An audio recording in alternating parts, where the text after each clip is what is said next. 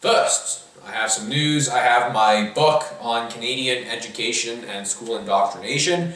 If you would like to read my book, just let me know in the comments and give me your email and I'll email you a copy.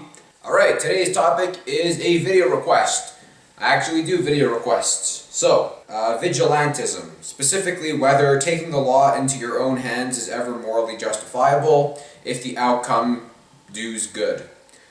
E.g., pedophile hunters who use online entrapment methods to catch potential child molesters. Vigilantism. Oh man, here's the thing about vigilantism. If it were educated, intelligent people doing the vigilantism, I wouldn't have an issue, but the problem is the guys who go out and try to be like Batman are typically going to be dumbasses.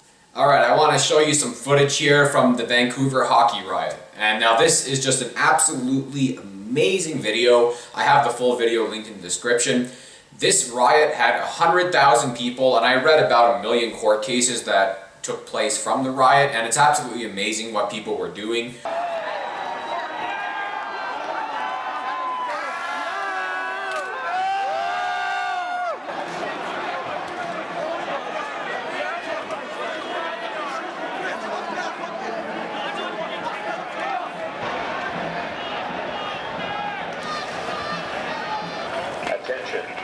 Attention.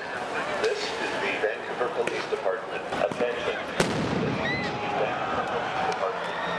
Together, now listen.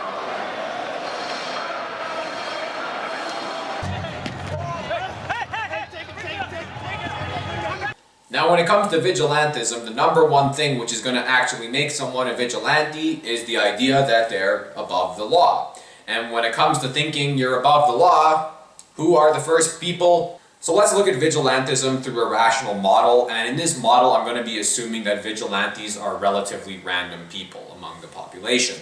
Now in reality, I think that the people who become vigilantes aren't totally random. I think that people who are power hungry, people who are egotistical, narcissists, I think that people who are have these types of characteristics are much more likely to become a vigilante than someone else.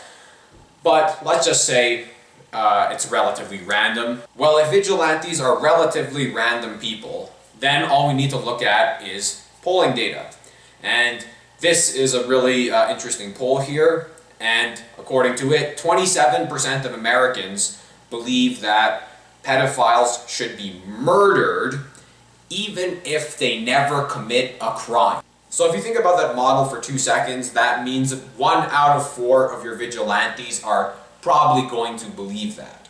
Let's look at another statistic. As late as 2004, the majority of Americans believed that homosexuality should be a criminal act and illegal.